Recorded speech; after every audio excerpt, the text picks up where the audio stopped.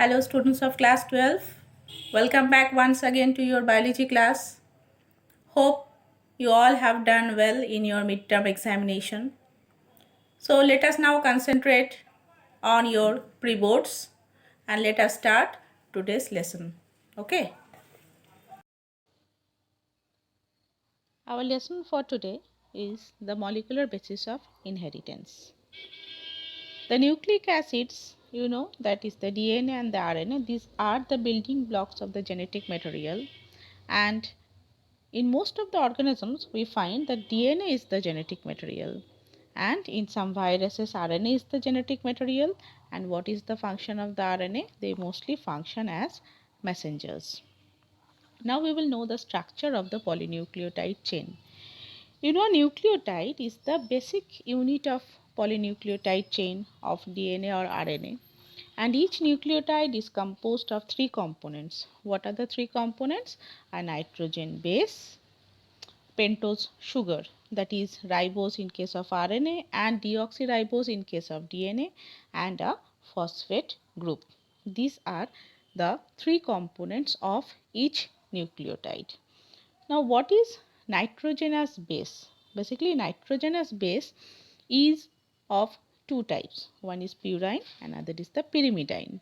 Purine consists of adenine and guanine, and pyrimidine consists of cytosine and thymine. And uracil is only present in RNA instead of thymine. Okay. And a nitrogenous base is attached to the pentose sugar by an N-glycosidic linkage to form a nucleoside. When a phosphate group is attached to 5-OH of a nucleoside through phosphodiester linkage, a nucleotide will be formed, and two nucleotides are joined through 3-5-phosphodiester linkage, and the dinucleotide is formed. So what we understand, when numerous nucleotides are joined together, a phosphonucleotide chain is formed. We can say like that way. Understood? And one end of this polynucleotide chain, it will contain pentose sugar with free OH at 5' end. You can see in the diagram, and it is called the 5' end. And the other end, it contains sugar with free OH at 3' end. And sugar and the phosphate will constitute the backbone of the polynucleotide chain, and nitrogenous bases will be linked to sugar moiety, which will project from the backbone. Understood? I think you know this very well. Now, in RNA, each nucleotide will have an additional OH group, and more nucleotides, when they are linked together, it will form polynucleotide. Now, we will come to the structure of DNA. DNA, is made up of two polynucleotide chain, which is coiled in a right-hand fashion.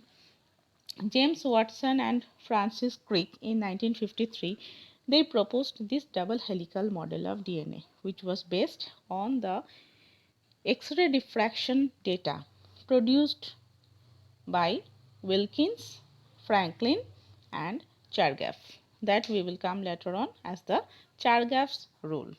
Okay, so the backbone of the DNA will be formed of sugar and the phosphate, and they will have anti-parallel polarity. And these bases in the two strands will be paired through H bond, which will form the base pairs. A will form T and G will be forming as C. We will come in details when we go through the chapter. So this is a leveling type of structure given. You can see in this diagram. It is A plus G equal to T plus C, and A plus G by T plus C equal to 1. This we will come to derivation. Now length of DNA, how you will find out? The length of the DNA will be equal to the number of base pairs multiplied by distance between the two adjacent base pairs. Okay, suppose if you come to human beings, the number of base pairs is 6.6 into 10 to the power 10. You can see here, and the length of the data, it will be 6.6 into 10 to the power 9 multiplied by 0.34 into 10 to the power minus 9. Why? Because it is based completely on the formula. The length of the DNA will be equal to the number of the base pairs multiplied by the distance between the two adjacent base pairs. So if you solve out this, you can find out the number of base pairs. Now we will come to the packaging of DNA. The packaging of the DNA, first we will know about the prokaryotes. In prokaryotes, what happens? A well-defined nucleus is absent. So DNA will be present in a region which is called nucleoid. The negatively charged DNA is coiled up with some positively charged non-histone basic proteins, and DNA in nucleoid is organized in large loops which is held by proteins. Now, how this packaging is done basically, Roger Kornberg reported that the chromosome is made up of DNA and protein, and this another scientist came forward later on, Biddle and Tatum. They reported that chromatin fibers will look like beads on the string, but the beads are repeated units of the protein. And these proteins will be associated with DNA and are of two types. One is the basic protein, which consists of histone and protamine, and acidic non-histone chromosomal, NHC we say in short, this type of protein. Okay, and a negatively charged DNA molecule will wrap around the positively charged histone protein to form a structure which is known as nucleosome. And this nucleosome core will be made up of four types of histone protein: H2A, H2B, H3 and H4, which will be occurring in pairs. Now here 200 base pairs of DNA helix will wrap around the nucleosome and which will be plugged by H1 histone protein. Clear? In this way, the repeating units of nucleosome will form the chromatin in nucleus, which is a thread-like structure. And again, supercoiling will form loop structure, which is known as the chromatin fibers. And these chromatin fibers will further coil up and condense at metaphase stage of cell division, and they will form chromosome. Now, euchromatin and heterochromatin, these two types of chromatin fibers are found. Euchromatin are the regions of chromatin which are loosely packed during interphase. Okay, and heterochromatin are regions of chromatin which are densely packed during cell division, and these are known as heterochromatin. And this euchromatin and heterochromatin, you have to find out the difference also. And this euchromatin, they do not contain repetitive DNA sequence, and heterochromatin, they contain inactive genes. And euchromatin will contain the active genes. The heterochromatin are enriched with highly repetitive tandemly arranged DNA sequences.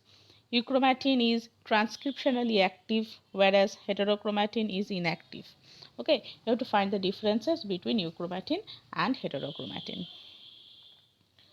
Next, the search for genetic material. The search for genetic material, here we will know about the Griffith experiment.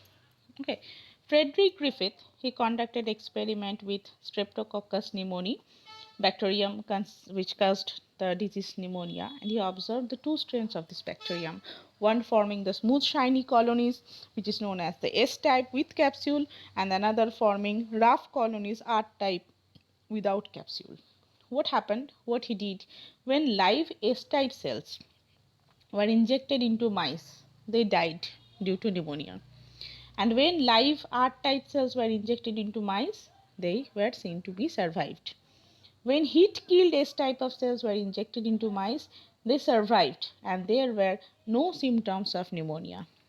Okay, and after that, it was concluded that the heat-killed S-type bacteria, they caused a transformation of the R-type of the bacteria into S-type bacteria.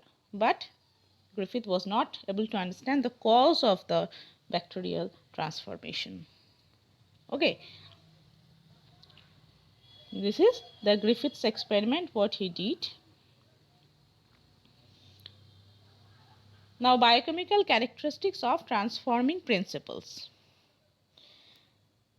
Oswald Avery, Colin MacLeod and Maclean McCarthy, what they did, they repeated this Griffith's experiment in an in vitro system in order to determine the biochemical nature of the transforming principles.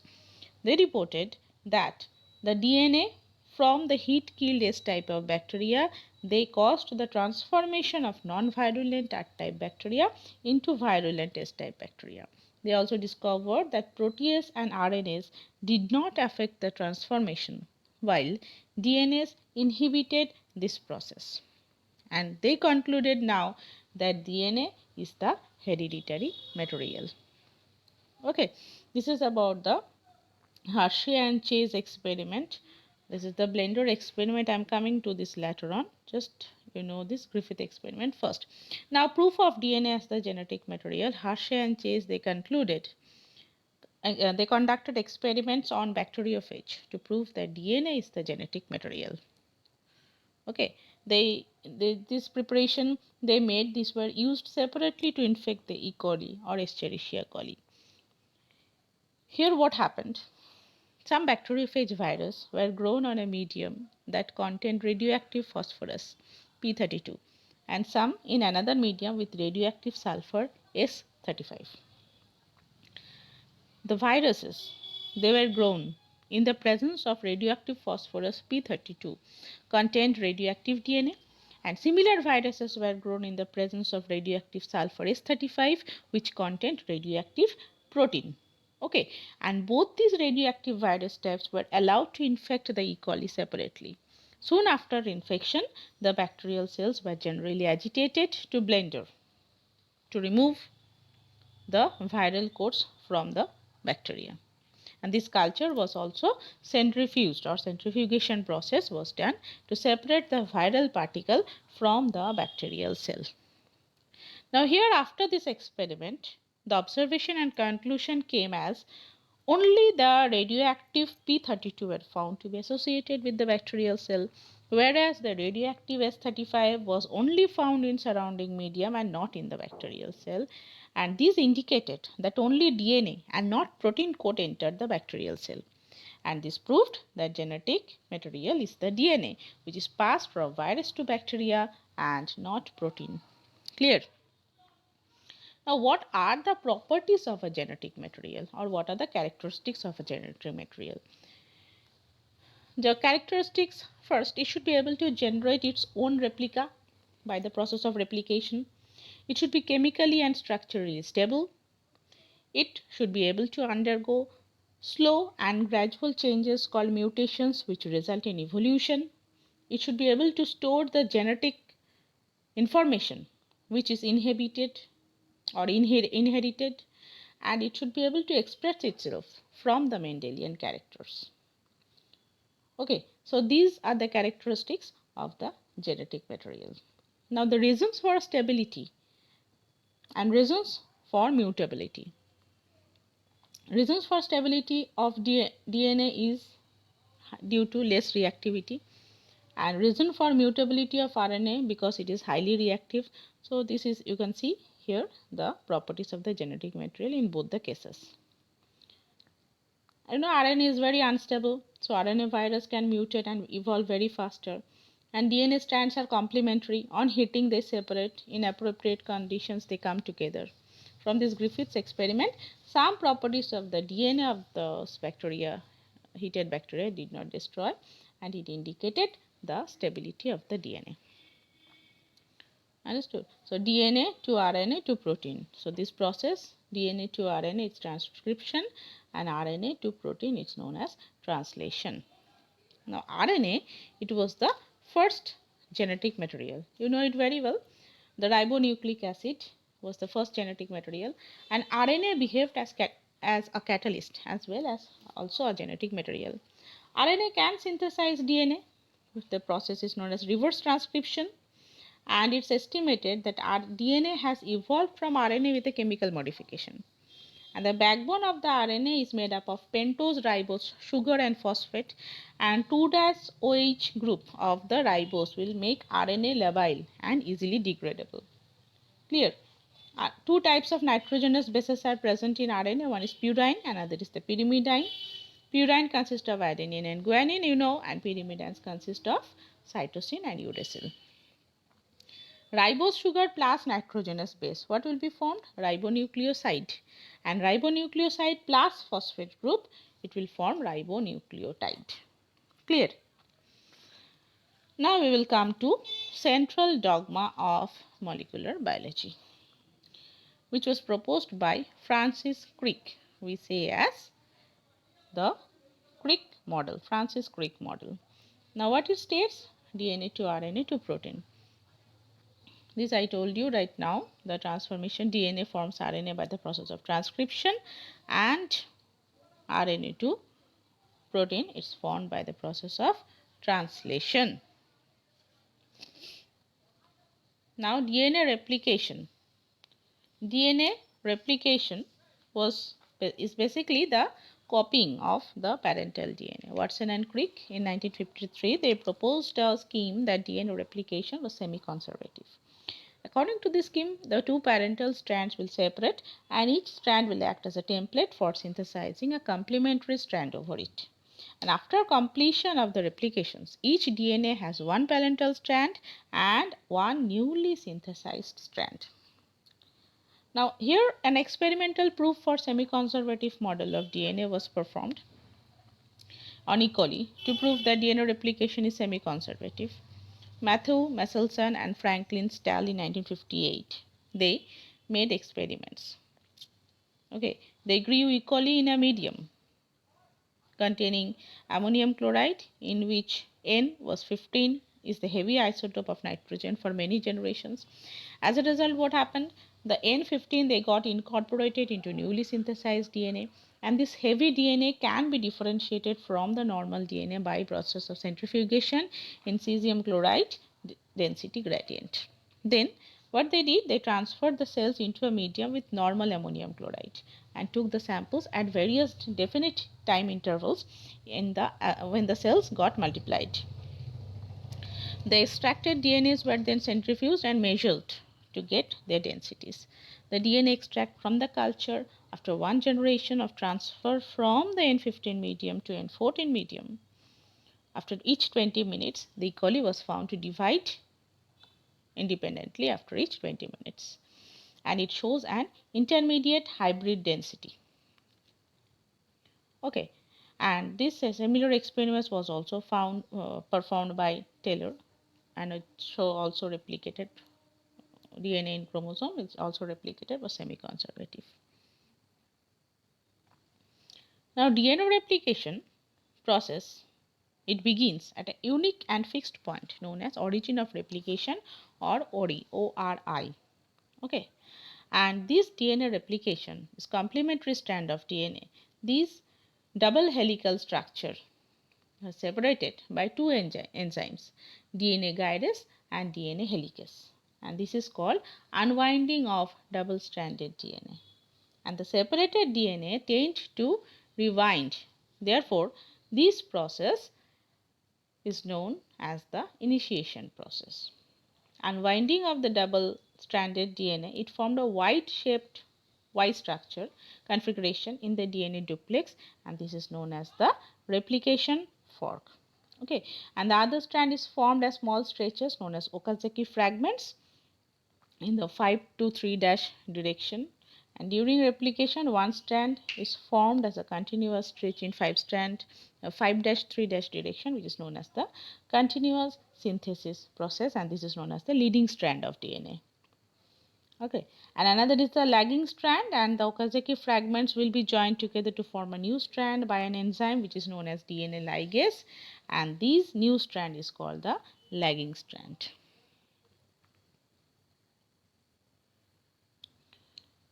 E. coli, it will complete the replication within 18 minutes to 20 minutes, and in eukaryotes the replication of DNA will take place at 5th phase of the cell cycle, that is the 5th phase, and the failure in the cell division after the DNA replication will result in polyploidy. Clear? Now we will come to the process of transcription. Transcription, the process of copying genetic information from one strand of the DNA into RNA, is termed as transcription. This principle is complementarily it governs the process except the adenosine. However, the base pairs with uracil instead of thymine as in replication. Okay, And now we will have another new term, that is the transcription unit, the unit of transcription. The transcription unit of DNA, it contains three regions in the DNA. One is the promoter, another is the structural gene, and third is the terminator. Now the promoter, what is that? It is the binding site for RNA polymerase for initiation of transcription. And the structural gene, it codes for enzymes or proteins for structural function. And terminator, it is the region where transcription ends. The DNA dependent RNA polymerase will help in the DNA replication by catalyzing the polymerization in only one direction, that is 5'3' direction. Okay, and the DNA strand that has the polarity of 3'5' act as the template, and it is also known as the template strand. Okay, and you can see here the promoter, structural gene, and the terminator. Clear? Promoter is the binding site, structural gene is the region between the promoter and the terminator where the transcription will take place, and terminator is the site where transcription will stop towards the 3' downstream to 3' direction. Okay, and the strand which does not get transcripted is known as the coding strand. And the promoter will be located at the 5' end of the structural gene of coding strand and provides the binding site for RNA polymerase. And the sequence of the DNA located towards the 3' end downstream of the coding strand where the process of transcription would stop is known as the terminator. Okay, I think you have understood. Just go through it. And the initiation factor present in the RNA polymerase initiates the RNA synthesis. RNA chain is synthesized in 5'3' direction, and in this process the activated ribonucleoside triphosphate is added. This complementary to the base sequence. This is the process of elongation. An enzyme called primase will initiate replication of the stranded, which is oriented in the 3' direction, and this will generate 10 to 60 nucleotides along the primer RNA. And the free 3'OH of this RNA primer will provide the initiation point for DNA polymerase for sequential addition of deoxyribonucleotide. And DNA polymerase will progressively add deoxyribonucleotide to the free 3' end of the growing polynucleotide chain so that the replication of the 3'5' strand of the DNA molecule is continuous. And termination, the termination factor or Rho factor, it will bind to the DNA polymerase and will terminate the process of transcription. Clear? The Rho factor we say. Promoter, coding strand, and this is the terminator. In bacteria, what happens? The transcription and the translation process cannot be copied. Why? Because the mRNA will require no processing to become active, and transcription and translation takes place in same compartment. No separation of cytosol and nucleus. And 3 RNA polymerases are there, and the primary transcript will contain exon and intron, and these are non-functional, so introns must be removed. And in this transcription, in eukaryotes, here we are talking about, the structural genes are monocystronic in eukaryotes, and the process of transcription will be similar. So, will be similar to that in prokaryotes, and it will take place in the nucleus. And coding gene sequence called exon, they will form mRNA, and non-coding sequence called introns, they are removed during RNA splicing. In eukaryotes, what happens? 3 types of RNA polymerase are found in the nucleus: RNA polymerase 1, RNA polymerase 2, RNA polymerase 3. Okay, RNA polymerase 1, what they will do? They will transcribe the rRNAs.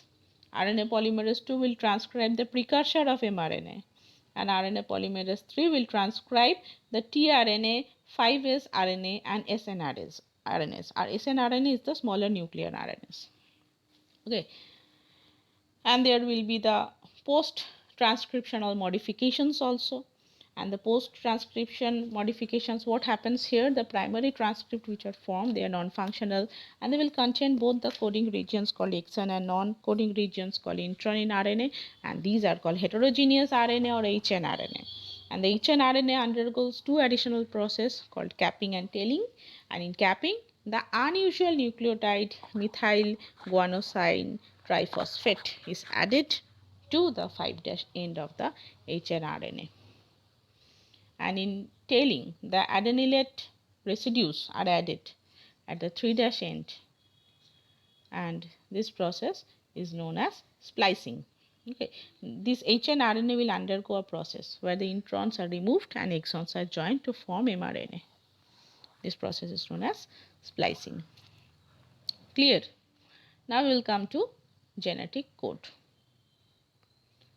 What is genetic code? The relationship between the sequence of nucleotides on mRNA and the sequence of amino acids in a polypeptide is called the genetic code.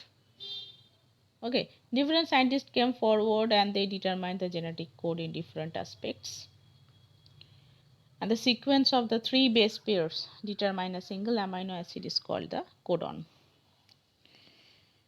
20 types of amino acids are there, which is involved in the process of translation. You can see here the names of the 20 types of amino acids are there.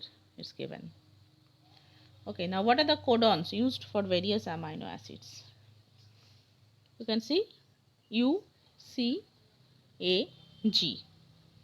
Okay, this is the first position. And in the middle you can see this is the second position. At the last U, C, A, G, this is given. This is the third position we say. Okay, now here what happens? You can see U, it will be converted to, this is codes given here which I told here. These codes are given here in the bracket, you can see, and these codes are used up here also in this chart.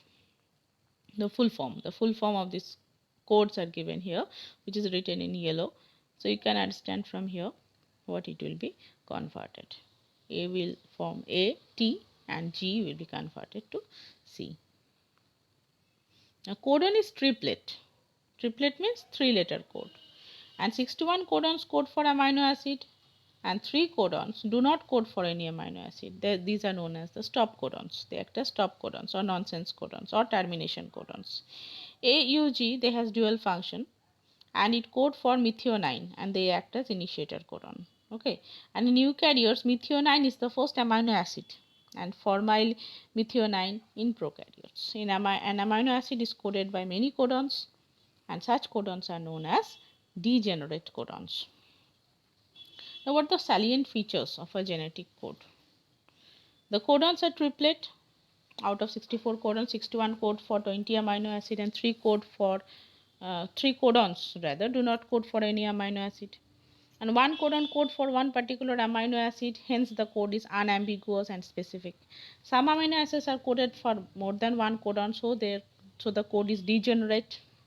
The codon is read on mRNA in a contiguous fashion.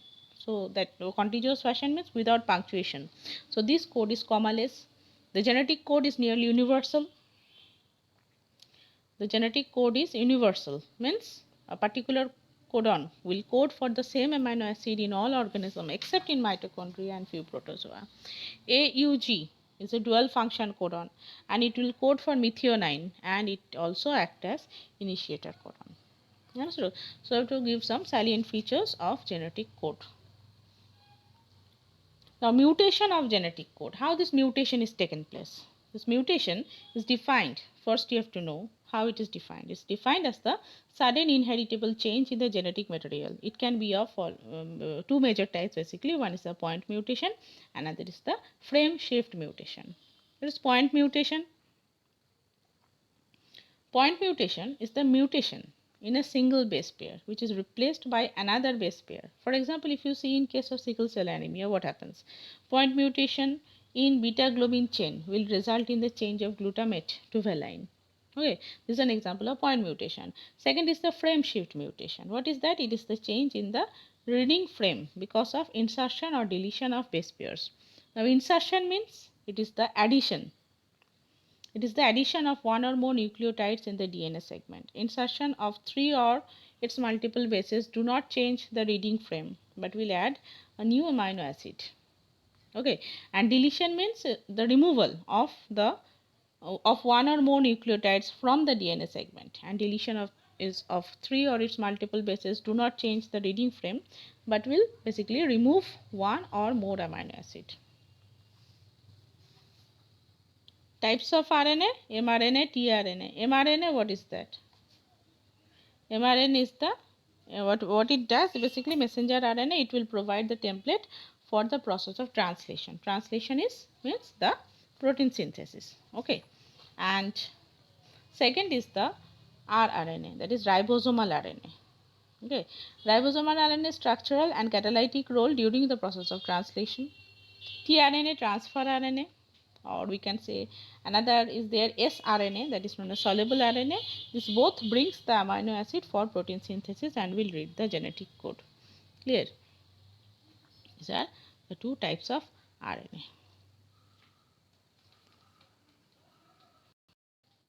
Now we will know about the process of translation. What is translation? Translation is the process of synthesis of protein from mRNA with the help of ribosome. A translational unit in mRNA, it from 5' to 3', it will comprise of a start codon region coding for a polypeptide. A stop codon will be there and untranslated regions will be present. Untranslated region we say as UTR, untranslated region, at the both 5' 3 and end, 5' and 3' end. Three stages of the process of translation or stages of protein synthesis are there. First is charging of the tRNA, second is the initiation, elongation, termination. First, charging of RNA means the process should be started. Initiation, what happens here? First, we'll know about the charging of tRNA, the formation of the peptide bond. They will need energy, which is obtained from the ATP. And for this, amino acids are activated, amino acid plus ATP, they will be linked to their cognate tRNA in the presence of amino acid tRNA synthesis. So, this tRNA becomes charged. This is the first.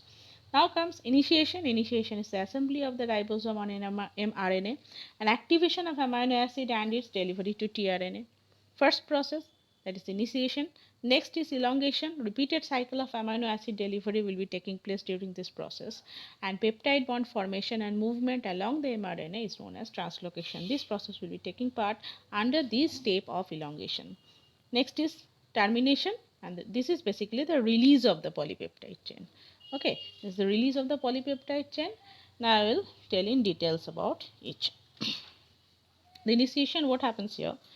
In prokaryotes, the initiation requires a very large and small ribosome subunits.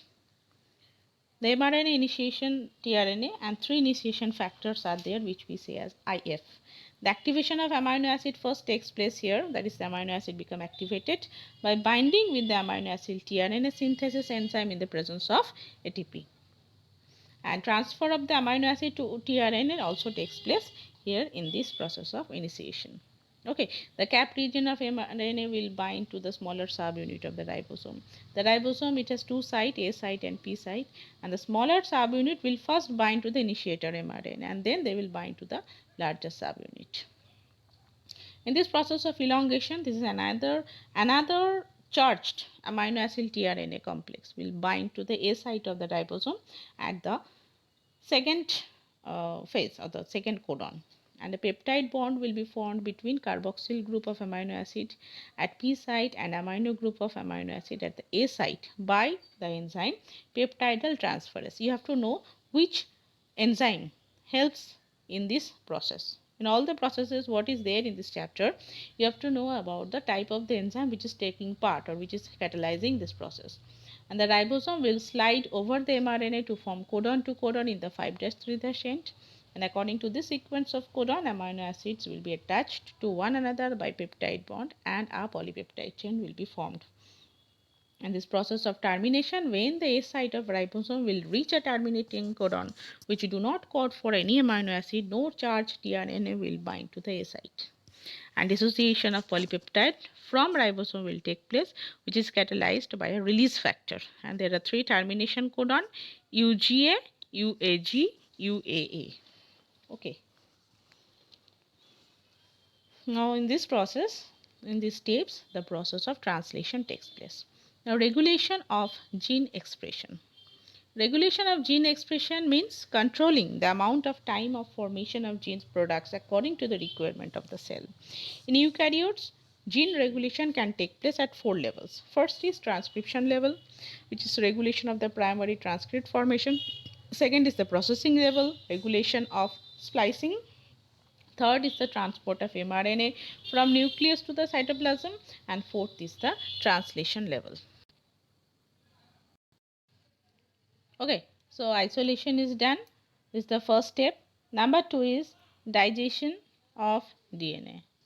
Now by this process of polymerase chain reaction, many copies are produced, and this step is known as amplification. And DNA is cut into very small fragments by treating with restriction endonuclease, and DNA fragments are separated by these agarose gel electrophoresis method. And the separated DNA fragments are visualized under ultraviolet radiation after applying the suitable dye. Okay, and this DNA is transformed from electrophoresis plate to a nitrocellulose or nylon membrane sheet. This is known as southern blotting, blotting, blotting, and VNTR probes are now added, which bind to specific nucleotide sequence that are complementary to them. This is known as hybridization, and these hybridized DNA fragments are detected by autoradiography, and they are observed as dark bands on the X-ray film. Okay, this is all about fingerprinting, DNA fingerprinting. You can see here the steps which I said, these are given in points. Okay.